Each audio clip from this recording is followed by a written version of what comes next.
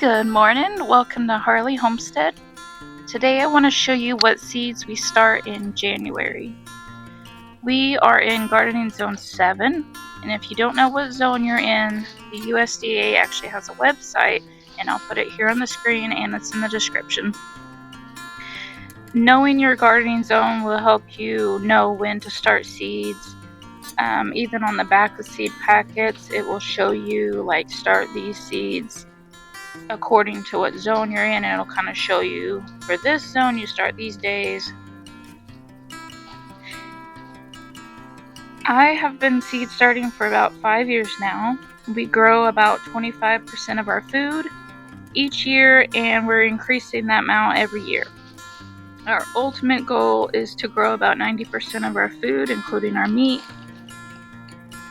but we also want to keep it manageable. We both work full-time, and with everything else, we just want to keep it manageable and avoid burnout. I put a list on the screen if you'd like to screenshot what we're starting this month so you can compare it to your seeds. We start seeds on our homestead for several reasons. One of the reasons we start our own seeds is because we can control what varieties we grow. So certain varieties grow better in different areas, and so it's really good to be able to have that choice.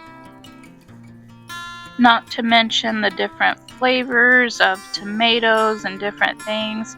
We can really choose the ones we prefer. Another reason is simply the cost. If you go to a nursery for your plants, it can be like $3 to $6 for a small plant, versus starting seeds from a packet can be, around $3 a packet. Our family is always looking for ways to reduce waste. This year we are using various food containers as mini greenhouses to help our seeds sprout. The reason this works is seeds need adequate, consistent moisture. Once the seeds sprout and grow about a centimeter tall, I either open them or simply cut the lids off, and I am saving the lids and containers to use for the rest of the seed starting season. Grow lights need to be relatively low to ensure the plants don't get leggy or reach for light. As they grow, we will raise the lights further and further up.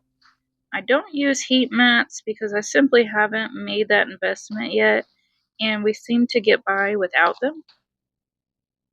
Heat mats simply help seeds sprout faster.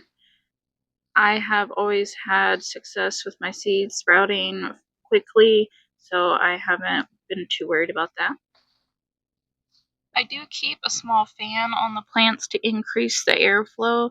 This prevents mold on the top of the soil, and the movement of the plants slightly blowing around helps them establish better roots and helps them transition to outside wind easier.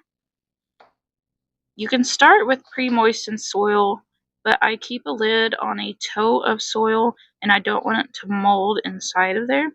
So I simply just fill it with the dirt dry, and then I water them thoroughly afterwards. I place the plants in these trays to help catch the water that drains out, and also to help bottom water so that they don't get dried out.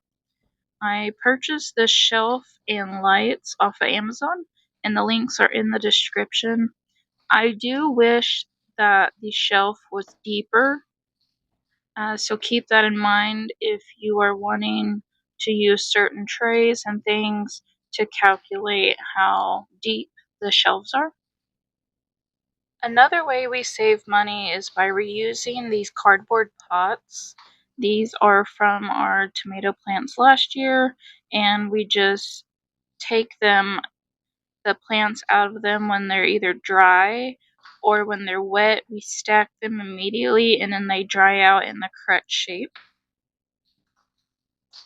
Some plants don't like their roots touched at all, and so a good rule of thumb is just to handle plants, especially small plants, by the leaves.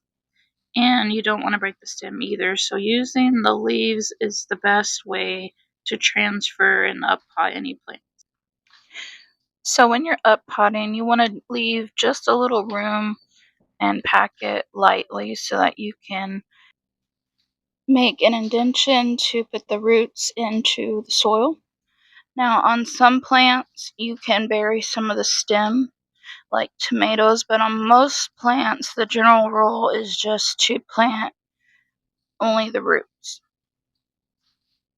On most plants, I do a pot one plant per like plant cell, but what I am doing with some of these lettuces is putting a cluster in each one. So I'm just giving the roots a little more room to grow, and then when I plant them outside, I will split them all up. As far as seed starting mix goes, I've used coconut coir with perlite and all the things. This year, the only thing I could find in any local store, like I went everywhere, was this mulchy soil that was just potting mix. So I am making do for now until I can order some or it comes into the local stores. You would think, being in Oklahoma, that they would have more to offer earlier in the season, but they did not. The mulchy soil will work for some things, but you really want something that's going to be easy for the small sprouts to push through, and you want something that's going to hold moisture better. The mulch, it kind of holds moisture in random places. It doesn't really hold it throughout the whole thing. And so that's why coconut coir with perlite and different things like that are better. Is they will hold the moisture in for a longer amount of time, so you're not having to babysit and water your plants. As I mentioned before, we like to reuse things. I've used toilet paper rolls, homemade newspaper pots. I've used solo cups. I'll probably be doing all of those again this year for tomatoes and peppers for sure. So if you just follow along, I'll show you all the ways you can save money. And one of my main goals in having a garden is to save money. So the it's not efficient for us to just buy, thousands of dollars worth of things because it doesn't give enough outcome.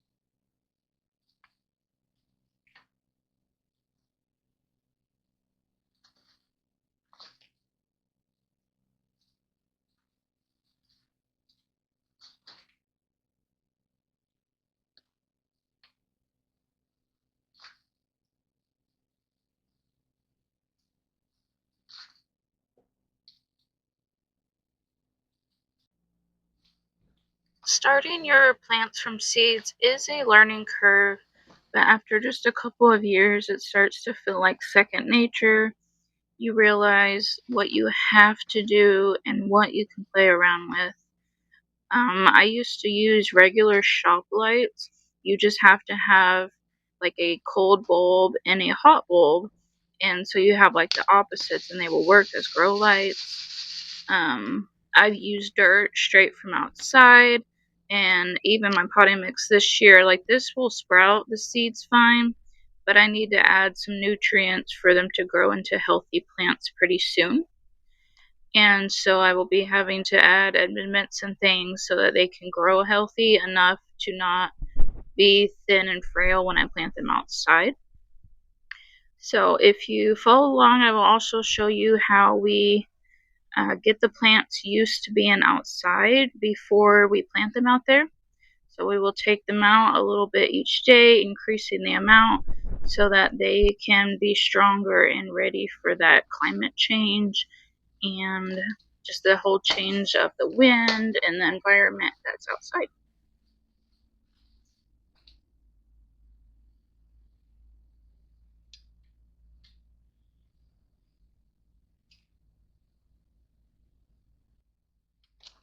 I'd also like to mention we have seeds to direct sow out in the garden. We are waiting for this winter storm to pass our area. So this concludes our January seed starting adventure. I'll see you guys back in February. I hope you guys enjoyed this video, and I'll see you next time.